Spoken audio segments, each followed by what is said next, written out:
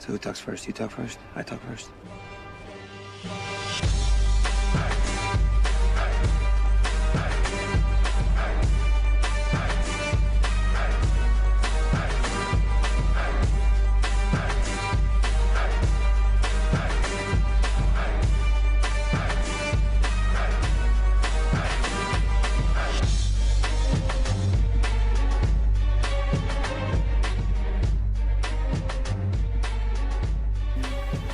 Ladies, gentlemen, Wookiees of all age, welcome to Hell of a Pilot Episode 8. Today, with me, as always, after taking a week off to consider his options and think about his life, Mike Marriott. Thanks, Owen. Thanks for having me back. After the TIE Defender reassignment surgery and some of the hiccups I've had there, I'm very happy to be back on the show. How does it feel now that you actually have to worry about running into things? It's a lot more stressful. And of course, with me as well, the man with his finger on the button, his finger on the pulse, his finger on the heart of the community, Mr. Finger, Lachlan Gillies. How are you today? I'm pretty good. How are you? I'm good. I'm good. I should actually introduce myself. I'm still here. It's still me. I'm still Owen. Hello, listeners. But you're Owen on a chair. I'm Owen on a chair. Yeah, Owen on a chair. I'm a comfortable Owen. Where's the milk crate? I go away, a couple of weeks. And what, we upgrade the entire studio? Whoa! Was kind of hoping when we walked in you'd be on a swivel chair, you'd just turn around to face us holding a white long-haired cat. I've been expecting you. I know you've been expecting us. You told us to get here at 8 o'clock. Like, when you... No, I've been expecting you. Oh, yeah, right. Okay. When did you get a cat? I didn't.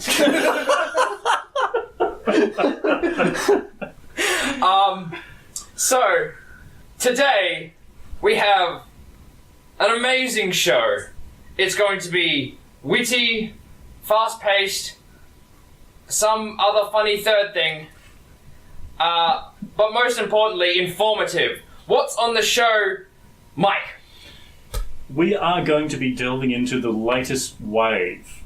We're talking about the FFG's new Wookiee spaceship, the Aggressor, and the Scrug bomber. The Scrug. The Scrug. Is that really what it's called? They've spelled it Scrg, but for the purposes of conversation, I wonder if we should call it Scourge. Just No. Just because No, I refuse. It is the Scrug bomber. Okay. Look, a little bit will be speculation, so there's some stuff we don't know. We don't know the dials, we don't know the named pilots and their abilities, but we have enough to wildly speculate and make up stuff and start rumours, so we're going to do that. We are going to go into our pilot lore in a completely random way, probably somebody you've never heard of, so that should be interesting. Is he at least from a 90s obscure Star Wars video game? Oh, he is, and trust me, you'll probably dig up some video footage if you look hard enough. Okay. there's somebody we never heard of, huh? No, maybe. Is it going to be one of those jank live-action deals that they did? Let's just say it involves live action and CGI. I'll leave it there. Oh, God. I think that we have a very big show today with so much to talk about. I'm going to cut off introductions very quickly. Lockie, have you done anything cool? Like, ever? Yes. No. Well, the fact that he's, like, existing is cool. I mean, it's just the epitome of cool. Mike, have you done anything cool? Oh, no, look. Life-wise, no. X-Wing, heaps. Oh, good. What have you done? I travelled down to Games by the Beach. The other long Frankston? weekend down Frankston, met some of the boys down there, had some great games, and I met the lovely Emily. And her boyfriend James, and Brendan taught me Destiny. So that makes me cool. So how much money have you sunk into it already? Nothing, because I'm really poor. And I already spent my child's inheritance on tiny spaceships. It's a future investment. Exactly. Yeah, A-Wings don't depreciate. Just as long as we don't have an A-Wing bubble, we're fine. I haven't done anything very interesting. I once was on a tire swing. That was kind of cool. I don't know. Well, that was random. Yeah. That was my life. That was my life. Cool thing I've done. Yeah. If that's all, it's on with the show.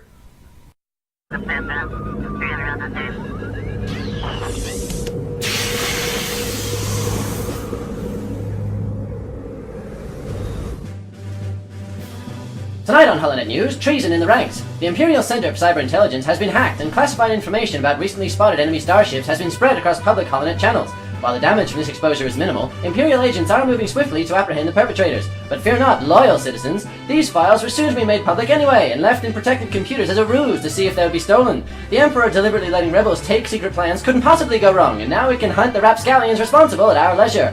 Currently, we suspect Wookiees ungrateful for their status as wards of the Imperial State. These creatures act with a cowardice surprising for an animal their size, furnishing their Wookie gunships with more defensive systems than weapons. How do they expect to win a battle like that? Meanwhile, the rebels and associated pirates couldn't be bothered to design something new, instead opting to fly scourge bombers plundered from old Naboo, thus proving the real reason they can't be happy in your modern empire is they just can't let go of the past. Finally, tonight we are proud to announce the latest in the TIE Fighter family to soar off the factory floor at Sinar, the Tie AG. The daring boys of Onyx Squadron are test flying these exciting new craft, which are the first TIEs to boast a defensive turret, giving it a 360-degree visibility in combat. It sees all, just like our Emperor. Slanderous provocateurs have called it the aggressor, but what's so aggressive about keeping our brave pilots safer? So from all of us here at HoloNet News, it's thanks Sinar, thanks Onyx Squadron, and thank you, citizen.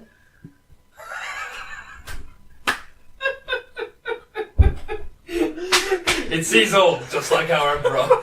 While I was writing that, I couldn't stop picturing like a Wookiee spy dressed in a shirt and fake glasses in the IT section at the Imperial base, and there's this fuddy-duddy old Imperial officer who's not very good with technology going, "Are you sure I need to delete System 32?" And the Wookiee's just going like, and the bloke goes, "Well, I don't like the long hair, but he seems to know what he's talking about." Hippie these days. Yeah.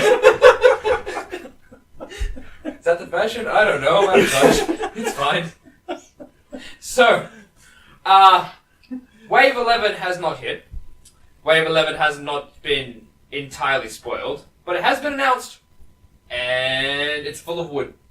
Wookie wood. This Wave 11 gave us wood. It was great. I don't get that joke. Explain it to me. Lockie needs an adult. Anyway. Sadly, there's none in the room. Series of fathers.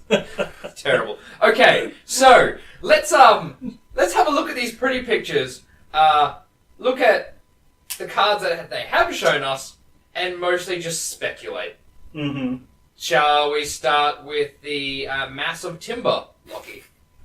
Alright, are you asking me because I am a carpenter in my professional life? Yes. Okay. We're looking for a professional opinion. Right.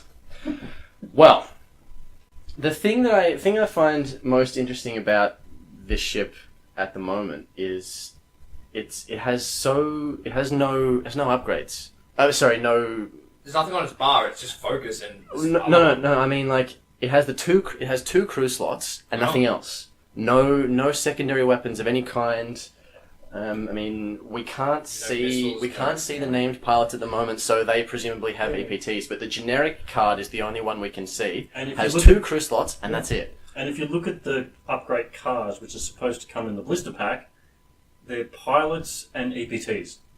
Yeah, that's a good point. So there's no systems. There's nothing like that. So and the only other one is you could be obviously spoiled at far at the back left. Yep. Is the upgraded hull, which doesn't need a slot. Yeah. Yeah, it has a modification slot. But So the first thing that's prominent in that picture is a crew card called Wookie Commandos. It takes up 2 crew slots, kind of Palpatine style. It only costs 1 point, and the effect is when attacking, you may re-roll your eye results. So that's an interesting one. It's sort of saying for 1 point you basically sacrifice your crew slots and you get to re-roll focus. It's like instead of taking a focus action, because this ship comes with a reinforce action, like an epic ship. I'm pretty sure they're leaning towards intending that people use that. They want to make this ship more of a tank. please explain the reinforce action. Right. The reinforce action is it comes with a token.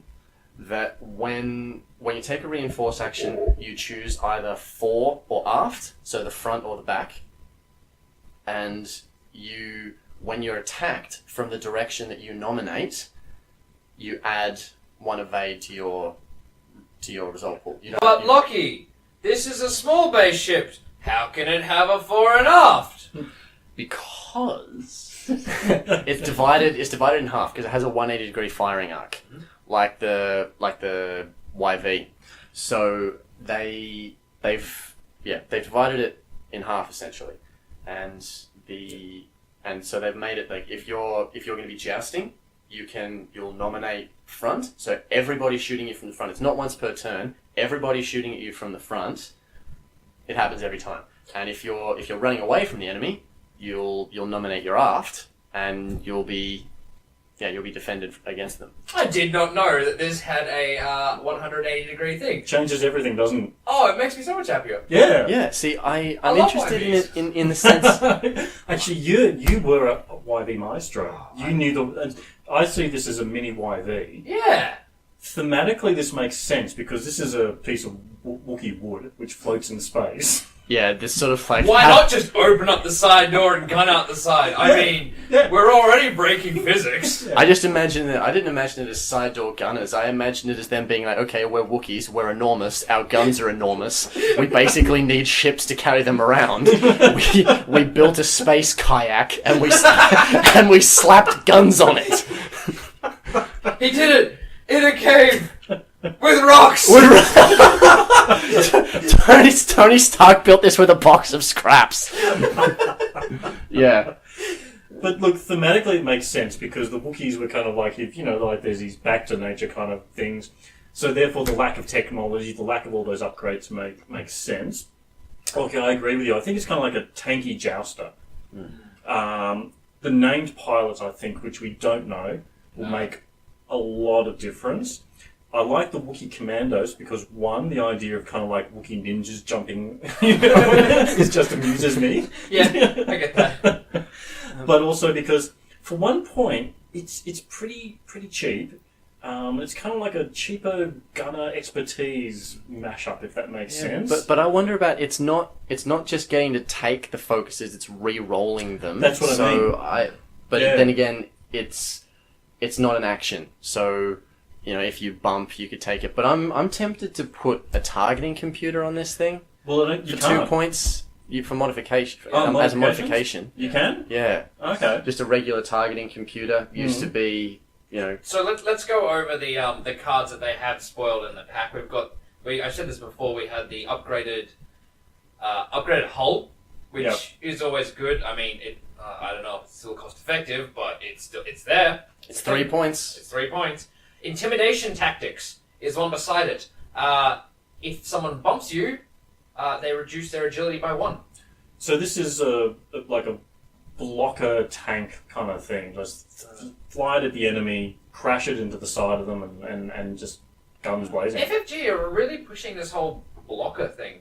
Yeah, well, if you think about the tugboat and all the other things, and Lockie and I were talking on the way over, what I've really noticed the last couple of waves is a lot of the ships they're putting out are a lot more kind of lower agility, tankier, bulkier kind of things. We've got the tugboat, we've got this, we've had the... And all the newer stuff, they've also made them unique. Yes. I mean, especially with like this TIE Striker, I love it. I think it's a fantastic ship. Yeah. Just to play it. Yeah. And this is another one of those ships that it's interesting flavour. It's interesting flavour. Let's go back to the cards. But there's Tactician. Just can't get enough Tacticians. What packs brought Tactician? I think it was like only the Phantom? Did the Phantom have Tactician? I don't know, it just sits in my binder with all the other cards I don't use. TIE Phantom. Yeah, only TIE Phantom. Only the TIE Phantom. Hey, look, I don't need to buy a TIE Phantom. Mm-hmm. That's good, because I don't like fly Imperial at all.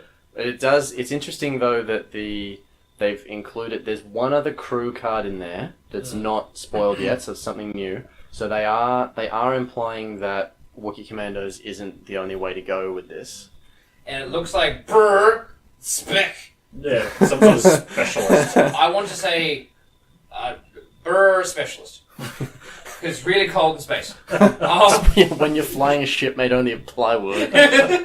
he brings blankets. It's fine. But I guess the thing that I am concerned about in this ship, and it's only a small concern, I do see myself getting one, is just the fact that it's primary weapon only. Yeah, it's got a wide firing arc, but it doesn't seem to have any sort of tricks. Like, you can't put a cannon on it or anything like that. You really just shoot. It seems as to be long more as a it can do a defensive ship. K-turn, we're fine.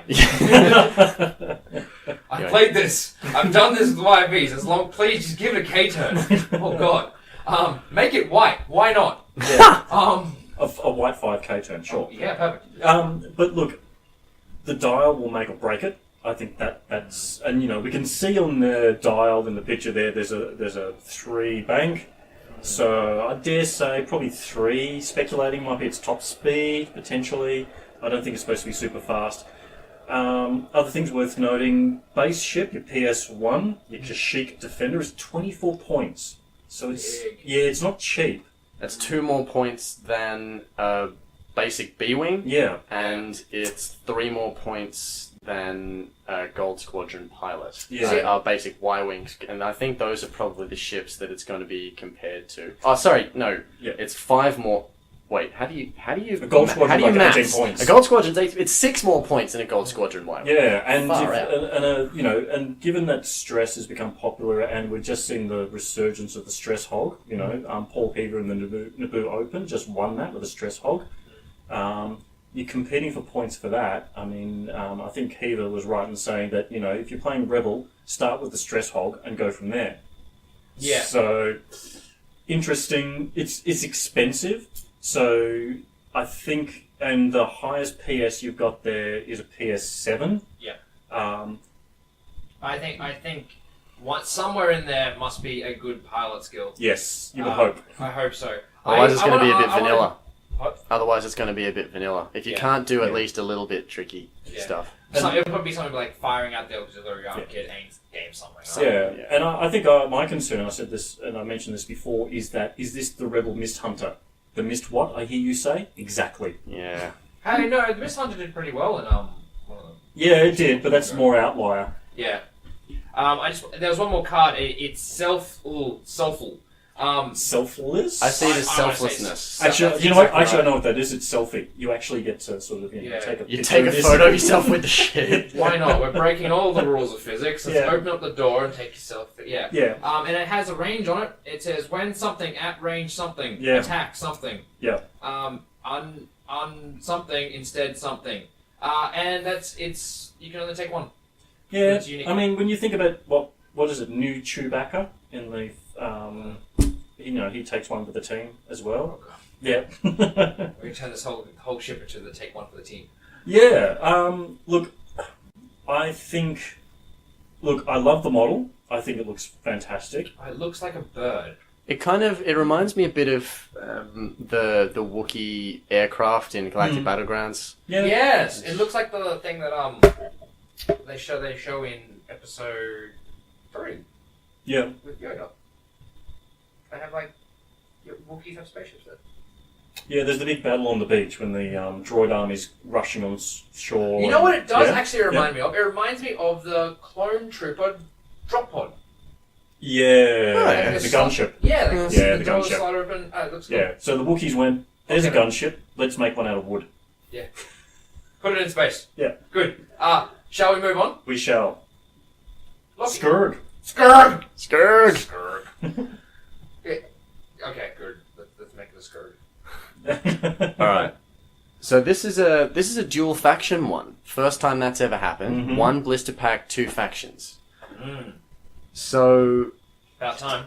I've been Sweet. wondering if this is supposed to give the Scummers a bomber, because the rebels at K-wings, it's all K-wings at the moment for the rebels, and this ship, it doesn't have a turret and it's unlikely to slam. Well, it can't slam, but it's just it's a durable bomber, which Scum don't really have what you call a dedicated bomber, do they? Yeah, and Not really. I mean, the No. closest thing that Scum has to a dedicated bomber is a Y-wing. There's Emin Amazine in the in the fire spray, but not not really a cost bomber. effective, No.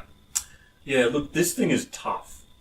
If you look at the stat line on it. 5 health, 5 shields, only 1 of. I mean, that's fairly standard 3 nowadays. red, that's nothing to scoff at. Mm-hmm. At least, yeah, it's. I think that's part of the reason why they've released these unguided rockets, which we'll talk about in a minute. There were a few Imperial ships that kind of got left with their pants down with only the 2 reds, so I think they've just designed that straight into this model.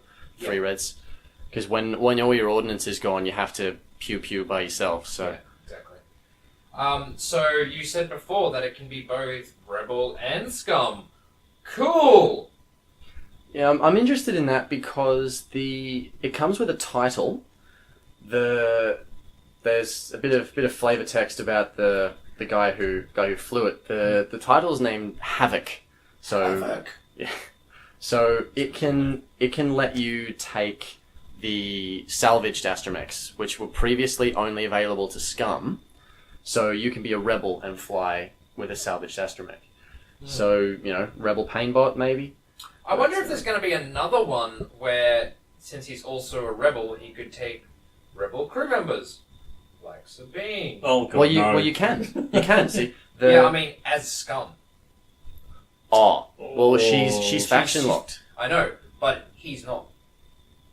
Yeah, but if you look at the picture that came with the release article, some of the tiles are red and some of the tiles are yellow. So it's the one ship, but the factions are distinct. The ship when you allocate it to a faction stays with that faction. So the Sabine card is rebel only. So if you're flying a Scum squadron, You don't think there'll be a card in there that can be like, even though you are Scum, you may take rebel crew members? I don't see that from the. But again, it's like nothing, not everything's spoiled. But I really want to wish that that's a thing. I really do. Look, I think it's interesting, but if you think about all the shenanigans Scum can do already with crew, this is why you're kind of agitating for it. I Because, just want Sabine so bad. yeah, that's just because you're a Scum player, but you love your Sabine. I think you open up the law of unintended consequences there, because God knows what monstrosities in the new Dengaroo that you would end up with if you kind of started mixing up those faction crew members. So let's go through the upgrade cards that are on the ships that we can see. There's Havoc. That's kind of cool. Which we talked about. That's yes, the title. Cad Bane, completely hidden away. Cad Bane, thoughts, feelings, emotions. I think it's likely that he'll be Scum only. Yes. Because he's a bounty hunter from the Clone Wars TV series. He's like a fan favourite. I don't know why. I like He's like Cad. Clint Eastwood in space. He's cool. He's got a hat. He'll probably take up 2 crew slots, one for him, one for his hat. But I think that they'll have to be smart with this blister pack because it's dual faction. They'll want both factions they want players of both factions to want to buy it. Yeah. So Cad Bane will probably be Scum only. There's a droid in there. I mean, it might be an unhinged astromech. It might be faction locked.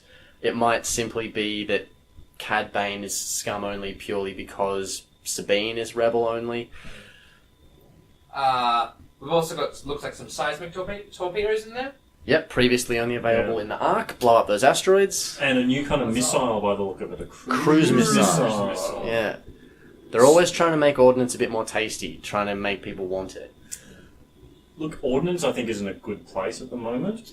It took them a while to get there, but bloody hell, it got there. Yeah, and look, the other thing is, looks like it can take a synced turret, which is the new turret, and we'll talk about that in the Aggressor as well. So, look, I'm wondering, is this like the next mini Jump Master? Because, looking at all those upgrades, looking at all that kind of stuff.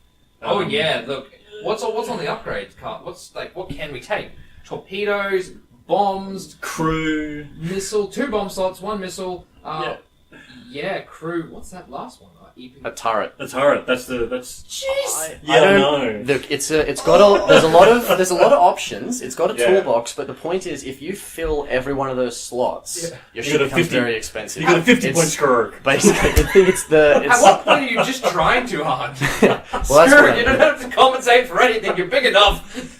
It's otherwise looks known as like the a- midlife crisis of the Scum faction. Actually, it kind of looks like a manta ray. It does. Yeah. I'm not a fan of this model. I'm sorry. Oh, I like it. I think You it's- like all the models.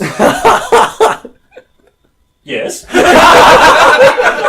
thought about it. But actually, this is going to be one that people repaint. Yeah. Oh, Because yeah, this is... it's a big yeah, flat. This is a surface. remodeler's delight, this one. But to go to your like a Jump man Master ray. comment though, Yeah. I don't think we'll definitely see a Stingray or two painted, but I don't think With a this isn't gonna upset people like the Jump Master did. The problem with the Jump Master was the dial. Look, the dial was too good and it was too cheap. So the base one here is 24 points. Oh, hang on, I've agitated Owen there. No, I'm Yeah. excited about this. Firstly, dials. It comes with 2 dials.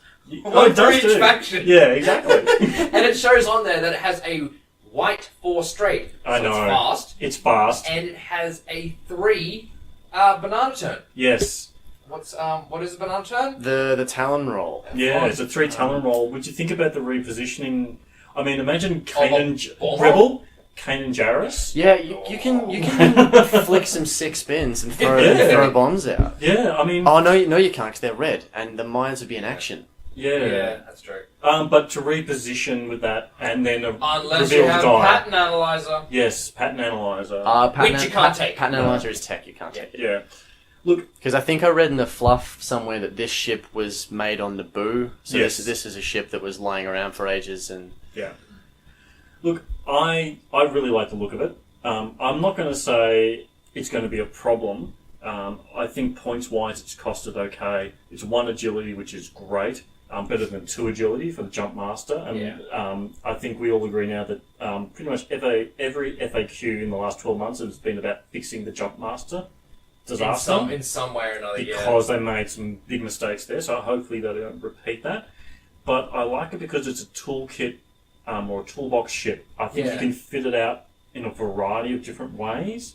Whether it's a bomber... Pimp my Scrug. Yeah, absolutely. it doesn't have to be a bomber though. No, that's it's what I got mean. it's got a barrel roll action. Yeah. You can put a turret on it. It's got Yeah. 3 native red dice and 10 Yeah. hull. Yep. I see it as being something, Rudy Tooty point and shooty. Yeah, it's kind of like it's a heavy fighter. I think it kind of reminds me a little bit probably closer to the Scum version of the Arc 170. In some respects, I think that's probably a better analogy. Like they've got another sort of heavy fighter, which is kind of in there and can brawl a little bit. So I like the look of it. Yeah, good point. It's kind of like a mix between the Arc 170 and the toilet seat. Yeah. And you can have it for Rebels as well, because Rebels need love. Yep.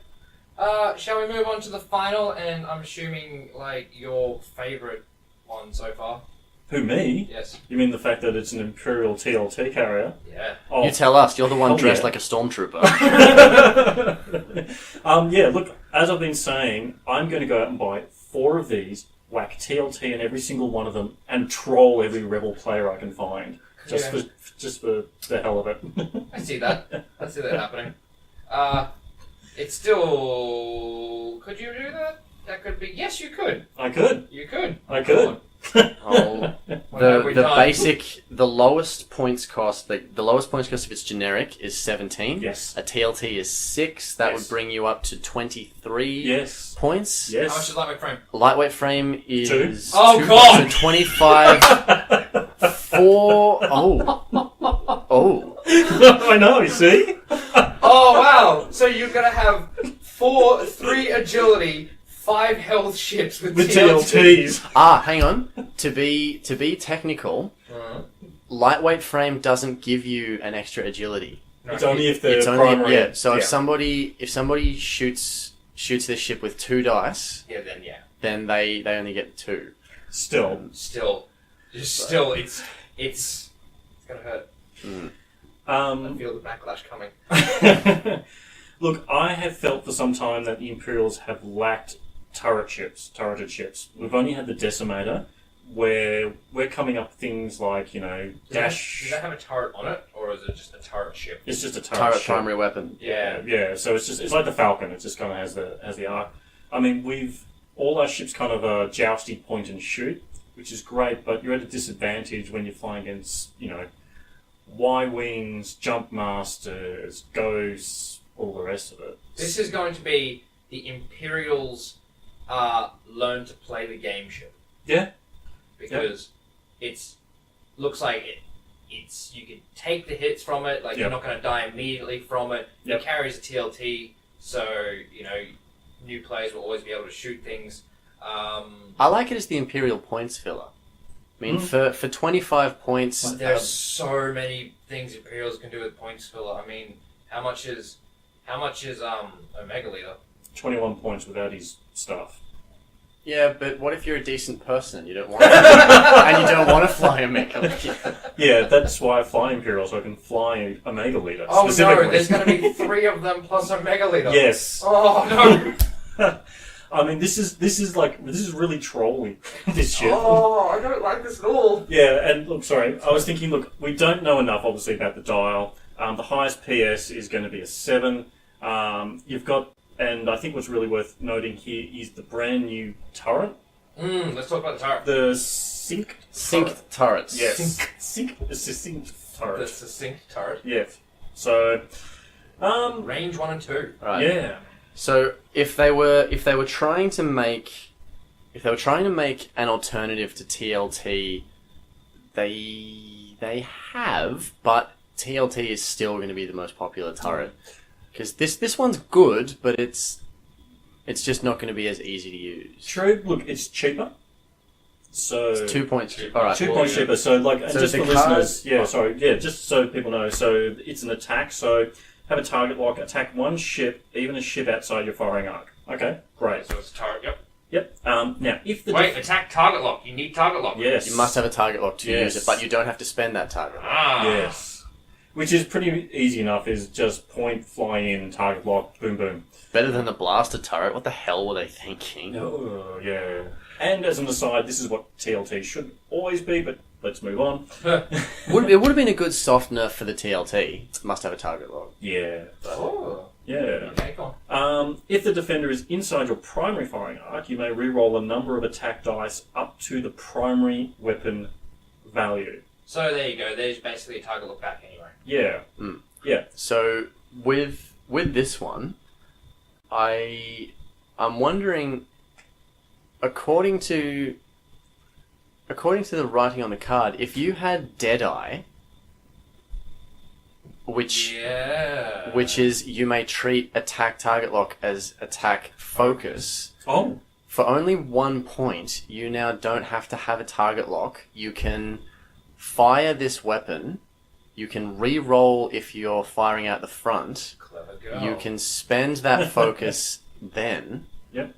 That makes the turret 5 points. But is that so bad? That's really good. It makes it every single time you're gonna have focus and target lock. Because this turret can do 3 damage, whereas TLT can only do 2.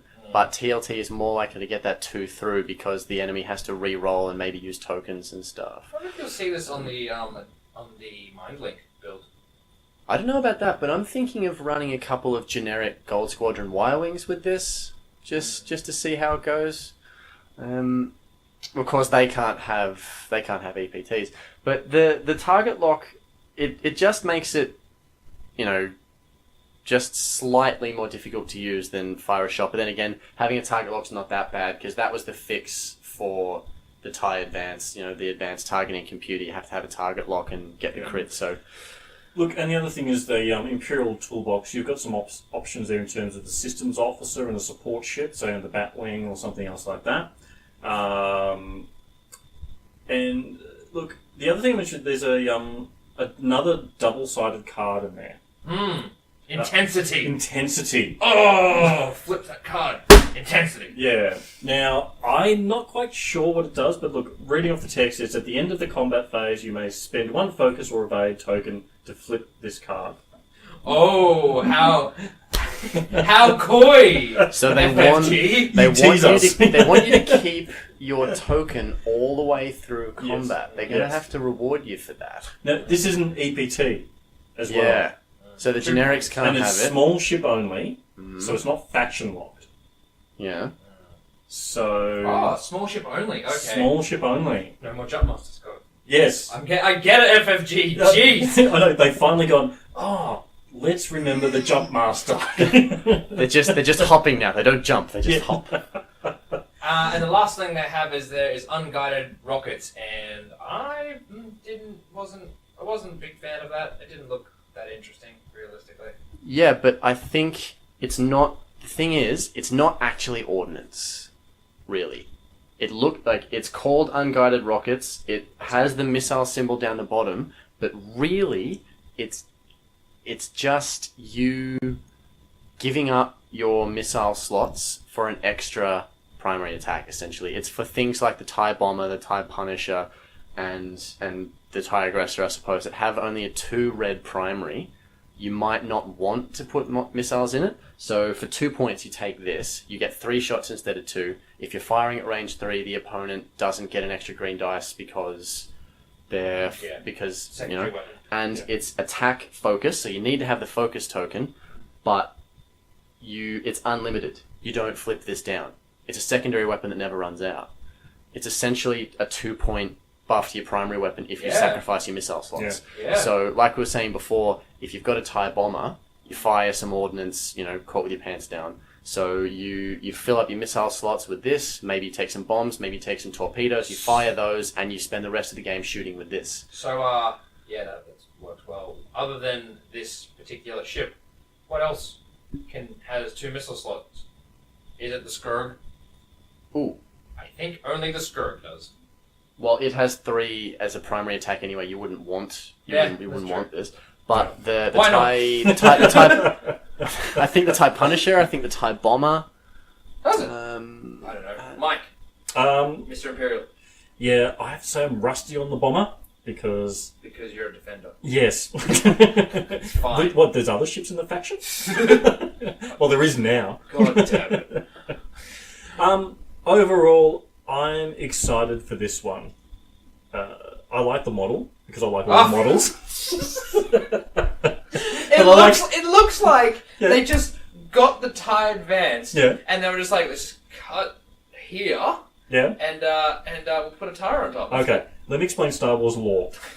Anything with the word TIE in it is a variation of the TIE Fighter. Just a heads up. It's literally the TIE Advanced. Oh, it's fine. It's basically a TIE Advanced with 2 exhaust pipes.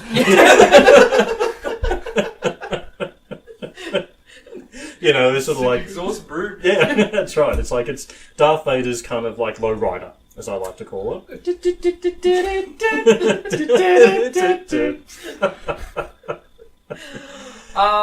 Look, is there anything else we want to talk about with these? Look, last thing I mentioned about the Aggressor: barrel roll, target lock, focus, 2 red primary, only 1 shield, and 4 hull. So but it's if you little squishy, but it's not going to die in an alpha strike. If you want to get pedantic, it shouldn't have shields at all. In terms of flavor text, it shouldn't have shields at all. Yeah. So I think they really just didn't want to give it 5 hull and no shields. Yeah. I think that's something that makes people a little bit nervous about the Bomber. Yeah. A little bit nervous about the Striker. Yeah. Like one shield isn't going to save your life, but also I wouldn't complain with having 1 shield. Look, that shield can often stop that crit, or reduce the damage a little bit. But overall, I'm looking forward to all these. I think the dials will matter, and the pilot skills will really dictate their utility. I'll be curious to see the dial on the Aggressor more so than the other 2, just because I want to know what kind of playstyle they want you to have. If they've given you a turret. The turreted ship that I've used the most times is the Y-Wing. You're not supposed to move around with it a lot because you rely on the turret, but the Aggressor here doesn't seem like it's going to depend on the turret in the same way. No. But you can It might move a little bit something like the Special Forces. Or a bit like the Advanced. The TIE Advanced style's It's not great. not super flashy, but Yeah. the thing that excites me the most, I think, about the thing that excites me the most, other than the chance to try out this new turret, is to fly this with an ion cannon turret on it. I think it's interesting. The Imperials haven't had much in the way of control, Correct. like the others have. So if you can fly this thing with, say, backdraft, you hit with the ion cannon turret with this, you know where the enemy's going to be on the next turn, you line backdraft up, snap. Or you one of your slightly less maneuverable ships, like the Advanced or something, or a Tie D. Look, I think this might fit nicely into variations of the Triple Aces. So, you've got a Defender, a Special Forces, and this. So they're all fairly beefy, they're pretty tanky, they've got a bit of a punch to them. But your base sort of aggressor at 17 points, with some sort of turret, would fit into that quite nicely. And with a bit of control, because as Lockie, as you were saying... Because no one likes running Omega Leader. Correct. The other thing I would do is run 3 of these with the Mega Leader against Owen. Are you sure? My heart just sank. We'll live stream that and we'll just close up, Just live stream my face as I like slowly just want to kill myself. So people, our listeners, you know that if the show ever gets cancelled, if you go to Podbean or iTunes and you find there haven't been any shows for a little while, it's because Mike and Owen actually fought to the death. I just wanted to say one thing. There's no condition cards in this wave so far. I wasn't into the condition cards. No one was. No. Literally no one. Just the game, it didn't need it. No. Look, and I've had some experience with them of late, so I'm conscious of time not running over, but I've been playing around with the Racklow, which is the Decimated with Kylo on it. It's good, but if you get some bad bad matchups, then you can go down really fast. The Captain Rex one, definitely not bad. Like I'm not gonna say it's bad. It's fine, but there are too many things that are better. Like I don't want to take a TIE Fighter. Yeah. I don't want. And even if you buy that expansion pack, only one of the ships in the pack can have it. Like it has to be Captain Rex. Yeah. Like I just don't wanna. Yeah. Agreed. Moving on. To defeat an enemy, you must know them. Not simply their battle tactics, but their history, philosophy, art. Hi, welcome back to Hell of a Pilot, and we're going to be exploring the little-known, obscure pilot known as Darth Vader. Never heard of him. Mm-hmm. What? I don't know what you're talking about. What? Shut up! What are you? What? I'm serious. Darth Vader. So, like big guy, quite tall. Guy with a breathing problem. You've failed me for the last time, Admiral. That's correct. Yes. What is this? Well, look, I wanted to highlight some of the new lore that's coming out under Disney, and I think when Lucas sold off everything to the House of Mouse, we wondered what was going to happen to some of our favourite characters. Now, we had an enormous legacy in terms of the prequel films and all the expanded universe type stuff, and I think Darth Vader reached a point where basically he was a non-threat. He was benign. Yeah, he kind of got outgunned by Force-sensitive people who could just touch the planet and absorb the entire planet. Was that Darth Bane? I think so. Yeah, look, I mean, and if you think about what happened to sort of, the love them or hate them, the prequel trilogies, they were flawed, and, to me, Darth Vader should never have been some 7-year-old Muppet on a planet. Are you an angel? Like, shut up, kid. Force choke somebody. I don't know. That's pod racing. Yeah, that's pod racing. Good. It's amazing. I like the prequel trilogy for the story they tried to tell. Actually, that was my exact thought. I think what Lucas got right, he had this grand narrative about the rise and fall and redemption of Darth Vader, of Anakin Skywalker. And in the big picture, that's an amazing story. It's really powerful. It's modern myth. The effects were pretty revolutionary, but where he failed was in storytelling, dialogue, editing. Dialogue. Yeah, direction. That infamous scene of I hate sand. It's coarse. Nah, the one I hate's in episode 3 when they're standing each other and she's like, I love you, and he's like, I'm so in love with you, and I'm like, just like love's really super duper, but people don't talk like that. No. So look, come on, give credit where credit's due. Like, it's really funny. We get to talk about it 'cause it's really funny. It's that weird love-hate relationship all Yeah. Star Wars fans have. It's so bad that it's kind of almost gone all the way around again. Look, I tell you what, I rewatched Revenge of the Sith not long ago, and I came away enjoying it a lot better. And I agree. Oh, and what you said, I think in that rubble, in that ruin, is actually an amazing story.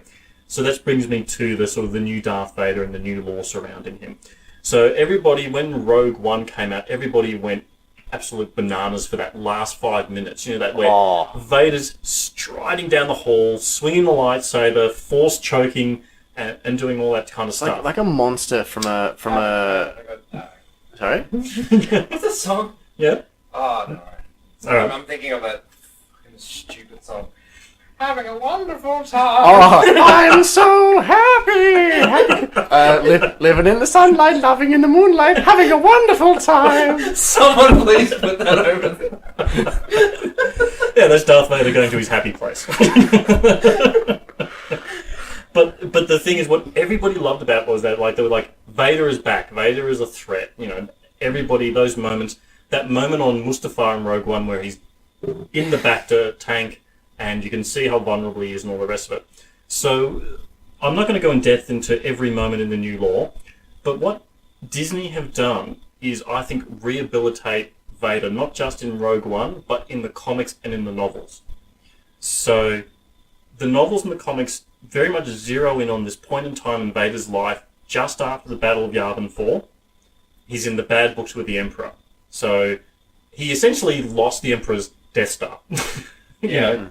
That took a while. Yeah, and so consequently he got, you know, a bad performance review. Wasn't up for promotion anymore. Didn't get the pay rise. You know, he's had one verbal warning. If he gets 2 written warnings, they're allowed to fire him. Yeah, third warning, force choke. Anyway, if you force lightning a guy made of metal, Yes. you spoil his day. It's not going to end well. But really what the, and the comics I'm talking about, there's Vader Down, there's another series, the Shao Turin War, a novel called The Sith Lords, and what they all do is explore the relationship between Vader and Palpatine, and how Palpatine is constantly messing with Vader, putting him through test after test to see if he's still loyal and if he's actually worthy of being the apprentice. At the same time, we gain insight into Vader's inner world, and you can see he's full of a lot of regret and a lot of anger about the loss of Padme, and he's constantly haunted by her ghost. And in fact, in one of the story arcs, there's a moment there where one of the adversaries he's facing off against gives him a force vision of Padme. He becomes so distressed that he actually attempts to kill himself by bringing down the whole palace on himself and his enemies. Oh yeah, I did see that panel. Yeah. And he walked out of it. And he walked out of it. Oh. Yeah, it's really sad. Yeah. Well, it sort of reminds me of, I don't know which version of the canon it would fall under now, but I remember just seeing a panel of artwork from one of the comics. Yep. He's fighting like either a clone or a hallucination of Darth Maul. Yes. And who keeps taunting him to use the dark side more and more to defeat him to win this battle, which he ultimately does. He overpowers Maul, and Maul says, "This is impossible. Who could you hate enough to destroy me?" And Vader says, "Myself." And Vader stabs through himself into Maul, who's behind him, and you just sort of think, what's going on in the mind of a person who would do that? And the new expanded universe, which by the way is canon. Yeah! That's the difference between this and the old EU, that this is actually, you know, according to what's actually happened in the Star Wars universe, a lot of it's about Vader's inner turmoil. The pull of the light and the dark. And it reaches the point, spoiler warning, reaches the point where it shows the moment that Vader learns that he has a son. And there's this panel in the comic book. Sorry, spoiler warning for a thing that happened like 37 years ago. I call that dramatic irony. But the panel is, for the moment there's this panel in the comic where it's Boba Fett who tells him, he says, "I've learnt the name of the kid who blew up the Death Star. All I've got is a name. It's Skywalker." And there's like a pause. Vader clenches his fist, and the glass around him on this kind of big Imperial Star Destroyer cracks. And so... Sorry, the glass between them and space. Yes, cracks. That's bad. He's fine. He's fine. He can walk in space. Oh, that's true. Everyone else, not so much. He's dressed for it. Okay. So what you have here is... this is the moment that leads to Return of the Jedi. That's the seeds of Vader's internal conflict about learning that he has a son, that he's dealing with, that pull of the light is still there. So, what I would say about the new EU is that if you loved Rogue One and the Vader and that, then I would say jump into the comics, jump into the novels. The other novel, which I think is worth mentioning, is called Lords of the Sith, which is basically the story of Vader and Palpatine get ambushed by Twi'lek rebels. They're on a Star Destroyer.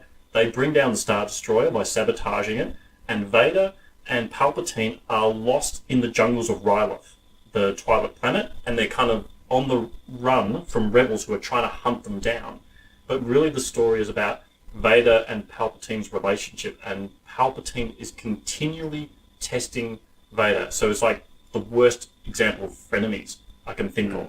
Well, it would be a pretty abusive relationship. It is. It's I mean, he constantly undermining him so he can own him. Well, he says that in well, think of episode 3, even though it's super bad. He says, "I have the power to bring back Padme," or something along those lines. To prevent her death. And then he goes, "Okay, change it to the dark side," and was like, "Yo, give me the power to prevent her from dying." He's like, "Well, I don't have it, but like I'm sure we could work it out." Tells him that he killed her in the first place. Yeah. Yeah. And then there's that theory that like he, Palpatine was the one who killed Padme. How? By absorbing her life force to give it to Anakin, so Anakin would survive, and she died. Wookie? Space magic. Oh. Space magic. Yeah, it doesn't have a range, like Palpatine doesn't have like a range band. No. So he rolled a crit. That's the real reason they nerfed him. Yeah. He's killing characters that aren't even in the game. Yeah. But was that the novel where sorry. There was another novel which I think took place between episode 3 and episode 4, which was interesting. Tell me if you've read it. Tell me if you remember the name of it. Sort of, there's a scene where he's coming to terms with his cyborg body, and you read his internal monologue. Like he tries to move his arms and legs, and he's like, "This is not walking. This is not breathing." Like so that was the old expanded universe material. So I think it was the Rise of Vader. I think James Lucena or Lucano, I can't remember his surname, but that was part of it. That was they weren't bad. Those I remember novels. that. I remember feeling like that was pretty powerful. Like here's somebody who evil and everything, but at the end of the day, like imagine feeling trapped in your own body. It'd be horrifying. Look, and the reason I mention it to because this is a Star Wars podcast in some respects, the reason... Oh, yeah. Well, that's handy. Yeah, I know. We mention it every now and again. Is that I think what Disney have done is rehabilitate Vader, and they've given him back that kind of really mythic standing, and I think it enhances that journey that you see Vader take between episodes 4 to 6, and it really gives you the context around his decision to throw the Emperor over the rails. Because I remember watching that when I was like a kid, going, "Well, that was sudden." yeah. Like I'm such a loyal servant. LOL. Yeah, like 1 minute he's trying to blow up the rebellion, the next he's like, "Yeah, whatever." Yeah, I'm sure this works out. Yeah. Lachlan, did he kill Ahsoka Tano? Oh, now. Ooh, controversy. Yeah, I mean, that's... I think they've put her... I think the trope is called put on a bus. Like, I think they've got Ahsoka in storage. Like, I think they're trying to figure out whether they really want the surprise reveal she's alive, or a really dramatic, sad episode where they confirm that she's died. Like, in any sort of... No! In any sort of fiction where you don't see a body, it's... I mean... It was an amazing fight scene. The conclusion of the second series of Rebels Ahsoka realizes that Darth Vader is Anakin, and they fight. She cuts part of his helmet off. You see his eye. She almost cut off Darth Vader's face. Ahsoka, she will give you the business. And then this temple thing they're fighting in collapses, and you don't see her, and we don't hear about her again. And I think the reason we haven't seen her is they don't know what they want to do with her. They're waiting to see how the story is best served. I will not fight you, then you will die. Yeah. And look, the Vader in that, again, is a product of the new EU. Yes. And that's the thing I think it's worth highlighting, is that they've addressed the issue of the prequels, where I think Vader was defanged.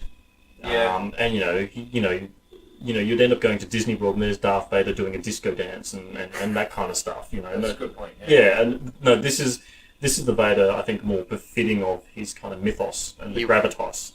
Yeah. He was a monster. Nothing short of a monster. Like if you look at black and white footage from like the silent era, and you see the people playing Frankenstein's monster just stumbling around. He was like that. He was slow. He was menacing. I mean, he was unstoppable force. He was just flicking his wrist around with that lightsaber, and that was all, and it was powerful. Yeah. Yeah. So look, that's Darth Vader.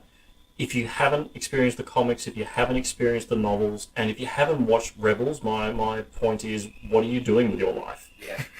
Go watch Rebels, please. Watch Rebels at least. Pick up the comics. They're now actually in the trade paperback, so you can pick up quite a few of them now and jump into the stories, which are really well done.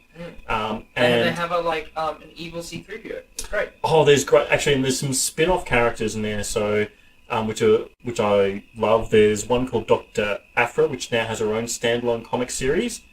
She's kind of like this female version of Han Solo, but she's like a rogue archaeologist. So she's like, it's like Han Solo, Indiana Jones. Yes, she's awesome.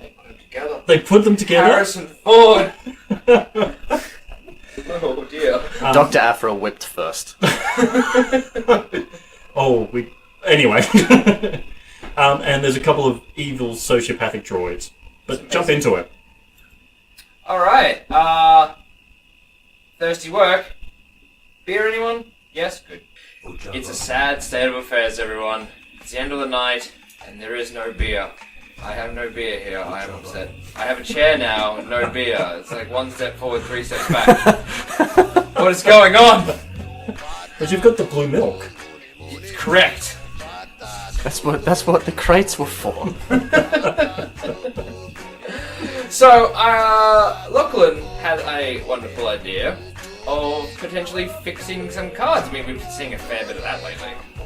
Well, yeah, I thought about the way the FAQ that just came out. It just kind of, subtly changed the wordings on some cards and. Subtly?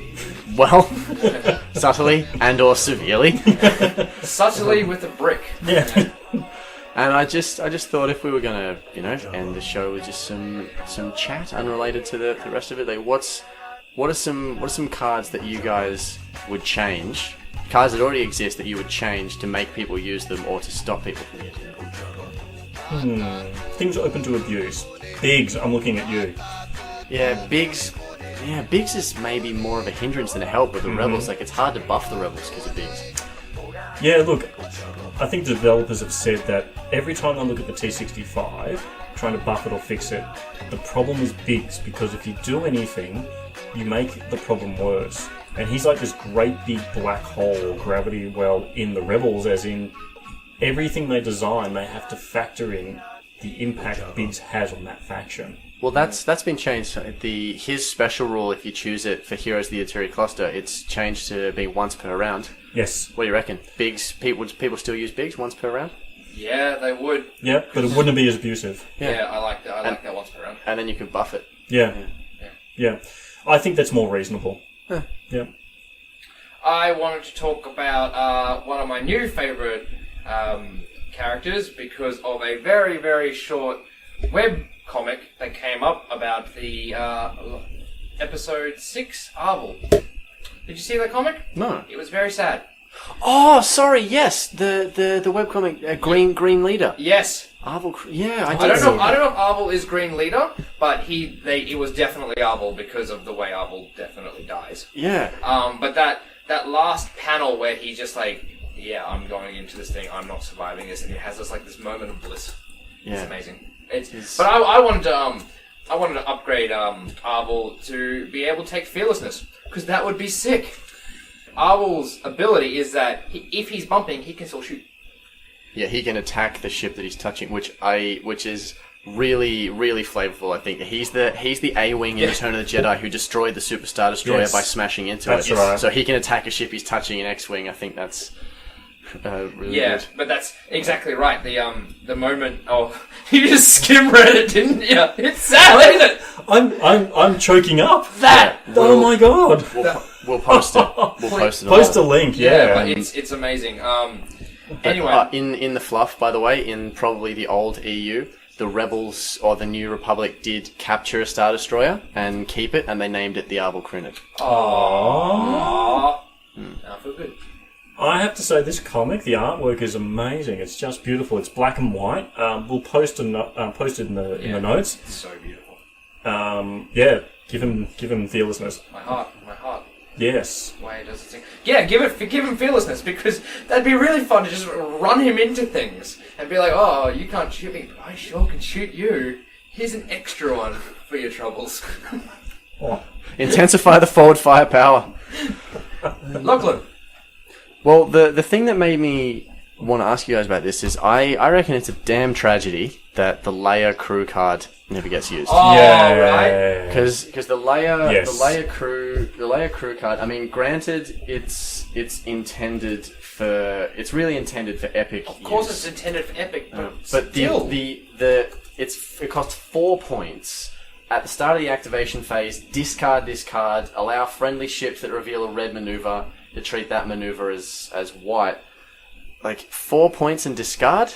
Get out of here. And how many ships you have to do? Make as many ships as possible do a red all at once.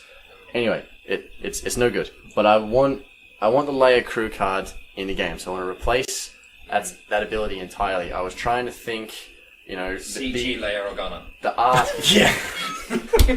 the ability is just hope. Yeah. The art, roll dice and hope. The art on the Leia crew card is from the scene right at the beginning of A New Hope. The stormtroopers, they set the stun, they hunt her down, but she pegs one first. Because when she's cornered, it doesn't go down without a fight. And I was trying to think, how do we incorporate like stun into that? Then I was thinking, she's coordinating the evacuation from Echo Base. She's talking about the ion cannon. So my thought was the Leia crew card. I reckon probably 3 points. Once per round, the first enemy ship to shoot you receives an ion token. Ooh. I reckon 3 points because Rebel Captive, which is for the Imperials. When you get shot, the enemy receives a stress token. Yeah, it's kind of control. It's sort of flavorful in the sense that it involves ion. It can't do any damage, so I don't think it's too unreasonable. But the enemy is gonna, a little bit like we were talking about last episode, rethinking about shooting Dengar.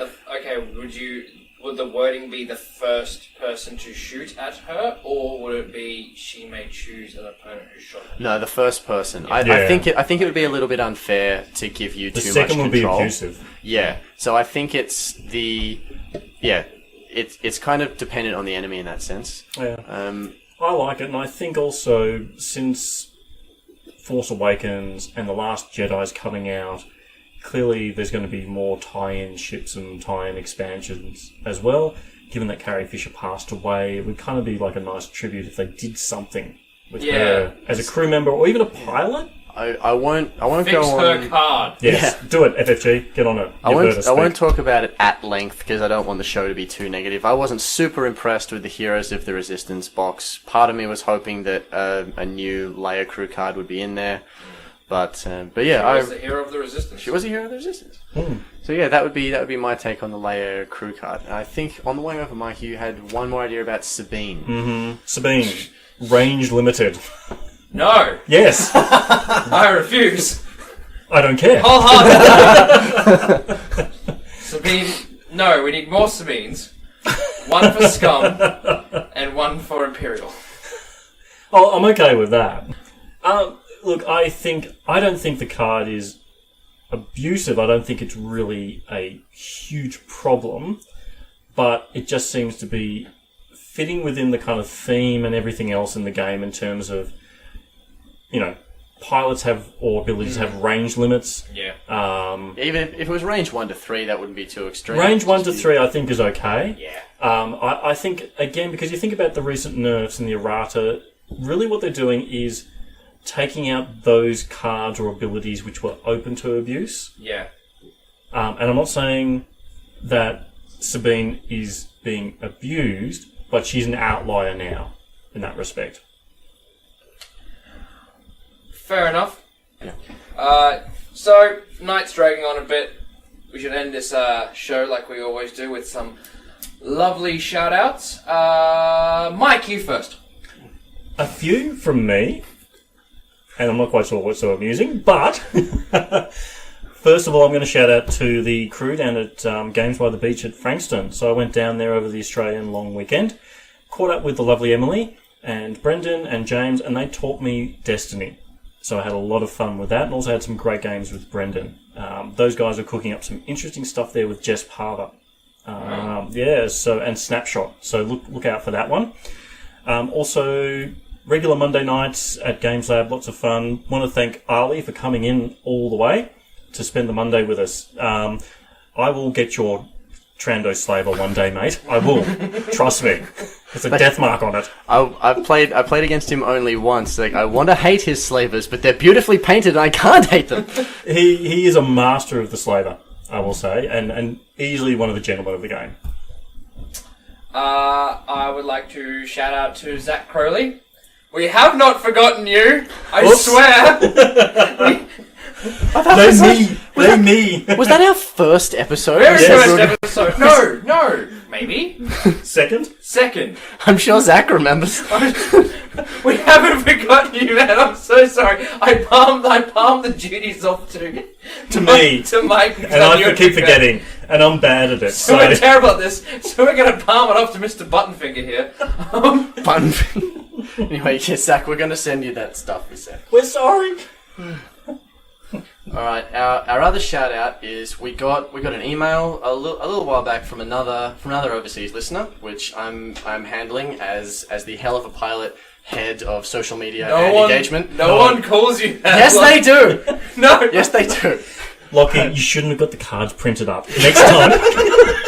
I got cards? I've had it painted onto my car. Alright. So, we got an email from Efren in New York City. He's from Spain, but he's moved to America, and he sent us an email to say that he had been really enjoying listening to the show, and that he thought it was good for casual listeners. And thanks, Efren. That really meant a lot. Thank you. We want the show to be sort of casual. We want people to listen to us because it's not too heavy. But anyway, so yeah, we really appreciate it. Thank you, Efren. Lovely. Well, thank you, Lockie. Thank you, Efren. Thank you, Zach. Thank you, Mike. Thank you. Thank you, listeners. And one more quick note: we want more people to send us photos of ships that they have please. custom painted. Yes. They were awesome. Thank you. Thank you, painters. Any other thanks? No. Thank you, Chair. Thank you, everyone. You've been listening to Hell of a Pilot. Tonight, we have Mike back. We missed you. Thanks. You're a hell of a pilot. Oh, thanks for the videos you guys did. They were just sensational. Thank you, everybody, and good night. Cheers.